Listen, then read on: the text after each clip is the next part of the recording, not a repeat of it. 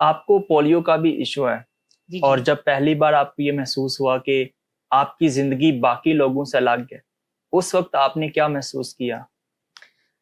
ہاں، کچھ نیگیوٹی تو نہیں مجھے فیل ہوئی تھی، لیکن اتنا ضرور تھا، میں یہ چاہ رہی تھی کہ میں ان سے پیچھے نہ رہوں، ان سے آگے جاؤں.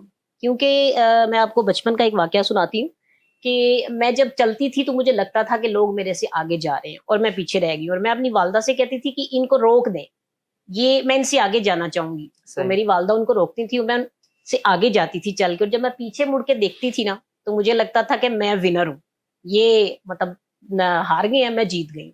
شاید میری اسی چیز نے مجھے آج اس مقام پر لا کے کھڑا کیا ہے جہاں کہ میں بہت سے شعبوں میں لوگ مجھے کہتے ہیں کہ آپ کامیاب. صحیح. کبھی لوگوں کے الفاظ آپ کے جسمانی درد سے زیادہ تکلیف دہ ثابت ہوئے؟ ہاں بالکل.